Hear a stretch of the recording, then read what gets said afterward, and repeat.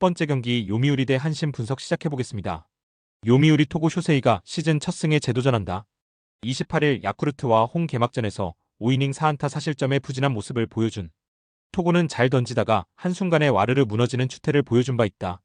작년 야쿠르트 상대로 은근히 좋지 않았던 모습이 이어진 셈인데 한신 상대로 홈에서 첫 등판은 좋았던 투수이니만큼 반등을 기대해볼 여지는 많다. 한신 무라카미 쇼키가 시즌 2승 도전에 나선다. 28일 히로시마 원정에서 8.2이닝 4안타 무실점의 호투로 승리를 거둔 무라카미는 작년과 다르게 매우 산뜻하게 시즌을 시작하고 있는 중이다. 작년 요미우리 상대로 홈에서 7이닝 1실점 쾌투를 보여주었는데 워낙 요미우리 상대로 강한 투수인지라 호투를 기대해도 좋을 것 같다. 요미우리 타나카 강판 이후 4이닝 동안 2실점. 그러나 내용을 본다면 2실점으로 막은 게 다행일 정도다. 타이세이와 라이델 마르티네즈의 조합은 환상적이지만 이번 경기에서 마르티네즈는 나오지 못한다. 즉 타이세이가 마무리를 해야 한다. 한신 3이닝 4실점. 이틀 연속 카비게라가 3실점씩을 허용해버렸다. 아무리 시즌 초반이라지만 이렇게 되면 후지카와 감독은 불펜 운용을 전체적으로 손을 봐야 할 수밖에 없는 상황. 유아사의 이탈이 너무나 아프다. 한신이 연패에 빠졌다. 특히 불펜이 전혀 제 몫을 하지 못하고 있다는 점은 원래 투수력으로 먹고 사는 팀에게 있어서 상당히 치명적이다. 상대 전적을 고려한다면 토고와 무라카미는 쾌투가 가능한 투수들. 결국 후반 싸움인데 요미우리는 수틀리면 마르티네즈까지 동원할 수 있는 반면 한신은 게라 자체를 쓸 수가 없다. 불펜에서 앞선 요미우리 자이언츠가 신승을 거둘 것으로 본다. 두 번째 경기 야쿠르트 대 주니치 분석 시작해보겠습니다. 야쿠르트 타카나시 히로토시가 시즌 첫 1군 마운드에 오른다. 작년 1승 4패 4.14의 성적을 남긴 타카나시는 갈수록 투구 내용이 나빠지고 있다는 점이 걱정스럽다. 작년 주니치 상대로 원정에서 1.2이닝 2실점으로 부진했는데 홈구장 투구가 오히려 더 좋은 투수인지라 이 점에 승부를 걸어야 할 것 같다. 주니치 타카하시 히로토가 시즌 첫 승에 재도전한다. 28일 DNA 원정 개막전에서 5이닝 8안타 5실점의 부진으로 패배를 당한 타카하시는 작년에는 단 한 번도 없었던 5실점 투구가 시즌 첫 등판부터 나와버렸다.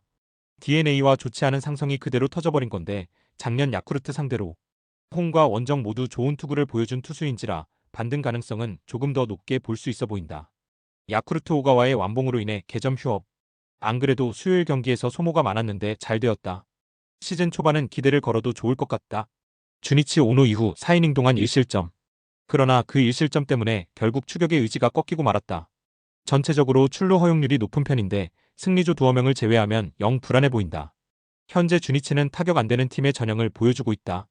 그나마 주니치에 비하면 야쿠르트가 더 낫다고 할 수 있을 듯.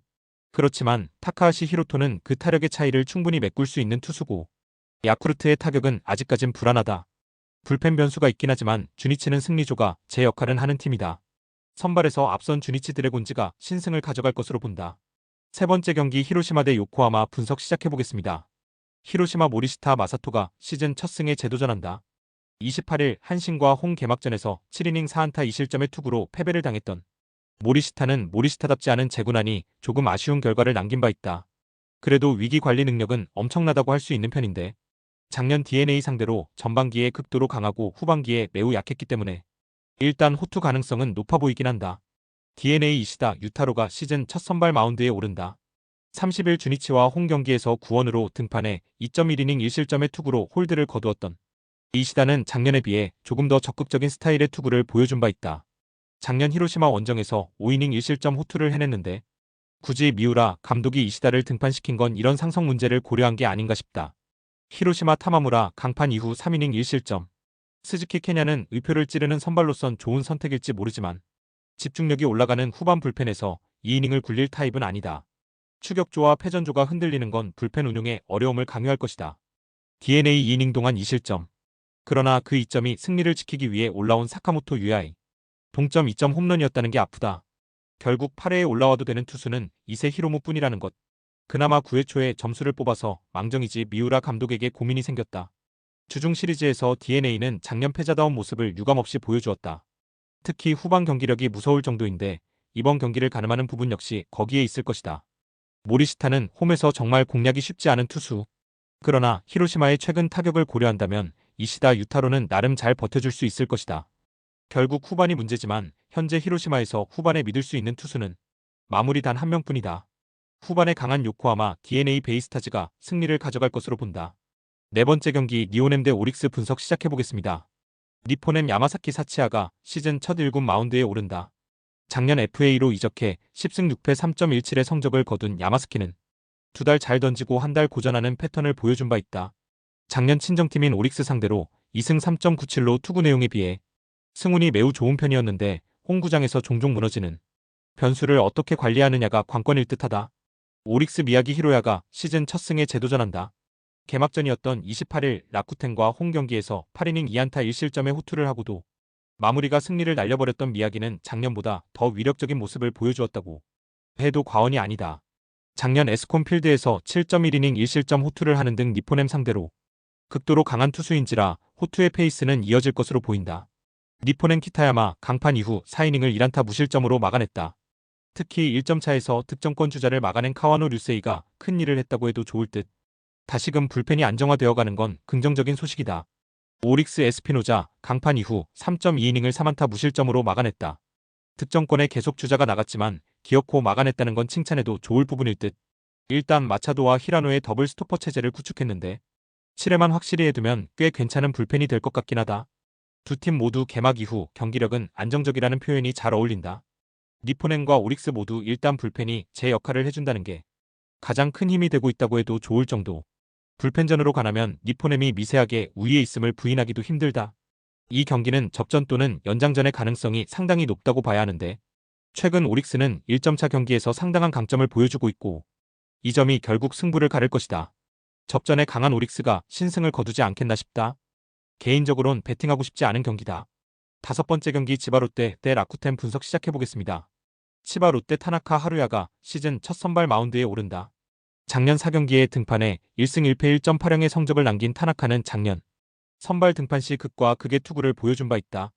라쿠텐 상대 등판은 처음인데 문제는 작년 야간 경기 등판 시 10이닝 9실점으로 유독 야간 경기 투구가 좋지 않았다는 점일 것이다. 라쿠텐 하야카와 타카이사가 시즌 첫 승에 재도전한다.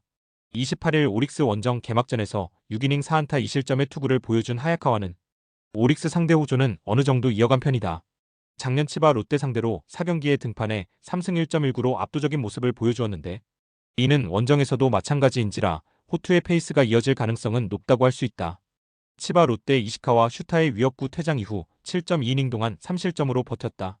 3.2이닝을 무실점으로 막아낸 타카노 슈타가 엄청나게 잘 버텼는데 승리조인 요코야마 리쿠토와 게레로가 3실점을 허용한 게 너무나 컸다. 홈에서 요시히 감독의 불펜 운용은 모조리 실패했는데 반등이 될까? 라쿠텐 키시 강판 이후 2이닝을 무실점으로 막아냈다. 거기까진 좋은데 8회 초 등판한 스즈키 소라가 또 2개의 볼넷으로 위기를 자초했다는 점이 걸린다. 작년에 비해 세석진의 안정감이 떨어졌다는 건 좋은 소식이 아닐 것이다. 치바 롯데의 타선은 우천 취소 이후 거짓말처럼 페이스가 떨어져 버렸다. 라쿠텐 타선이 나름 살아났다는 변수가 있긴 하지만 여전히 선발 투수 공략에 어려움을 겪고 있는 중. 일단 선발의 우위는 분명 라쿠텐이 가지고 있다. 양팀 모두 불펜이 아슬아슬한 느낌을 준다는 점도 공통적인 부분. 그러나 솔직히 야간 경기에 타나카는 기대를 걸기가 쉽지 않고 결국 이 점이 승부를 가를 것이다. 선발에서 앞선 라쿠텐 골든 이글스가 신승을 거둘 것으로 본다. 여섯 번째 경기 소프트뱅크 대 세이브 분석 시작해보겠습니다. 소프트뱅크 아리아라 코에이가 시즌 첫 승에 재도전한다. 28일 치바 롯데와 홈 개막전에서 7이닝 7실점의 부진으로 패배를 당한 아리아라는 5회까지 퍼펙트 투구를 하다가 6회 퍼펙트가 깨짐과 동시에 그야말로 급격하게 박살이 났다고 해도 과언이 아닌 투구를 보여주었다. 한번 무너지면 와르르 무너지고 있는데 작년 세이브 상대로 홈에서 2경기 연속 8이닝 1실점을 할 정도로 세이브에게 강한 투수이기 때문에 이 점에 승부를 걸어야 한다. 세이브 이마이 타치야가 시즌 첫 승 도전에 나선다. 28일 니폰엠과 개막전에서 9이닝 6안타 2실점의 호투를 하고도 타선의 부진으로 완투패를 당했던 이마이는 두 발의 솔로 홈런이 너무나 컸다. 작년 소프트뱅크 상대로 5번 등판에 모두 노디시전이라는 희한한 기록을 남겼는데 원정에서 7이닝 2실점을 기본으로 해주는 투수였다는데 승부를 걸어야 할 것 같다. 소프트뱅크 올라오는 투수 중 한 명은 반드시 실점을 한다. 1점 차에서 후지이 코야가 홈런을 허용한 건 너무나 치명적이었다. 그나마 오가타 슈토가 사람 구실을 해주기 시작한다는 게 다행이라면 다행이다. 세이브 우에다 강판 이후 올라온 하다 신노스케가 멋지게 불을 지르면서 3실점. 그리고 라미레스의 쐐기 실점으로 불펜이 4실점을 허용했다. 시즌 초반에 작년 세이브보다 더 못한 불펜이 나오는 중. 그런데 니시구치 후미야 감독의 투수 교체가 영 좋지 않은 느낌이다. 개막 이후 소프트뱅크가 보여주는 변비 야구는 매우 실망스럽다. 그렇지만 세이브는 그 이상의 변비 야구를 보여주고 있는 중.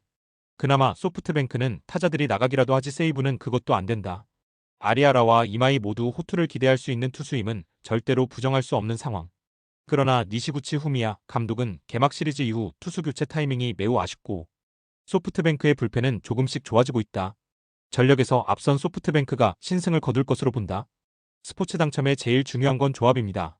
각 팀 분석을 잘한다고 하여도 조합을 못할 경우 큰 배당을 가져가지 못하는 거 다들 아실 겁니다. 그리고 유튜브에 조합을 올려드릴 수 있지만 좀 더 자세한 정보들과 배당 흐름 및 각종 이슈 등 경기 전까지 어떻게 될지 모르니 조합을 빠르게 유튜브에 올려드릴 수 없는 점 양해 부탁드립니다.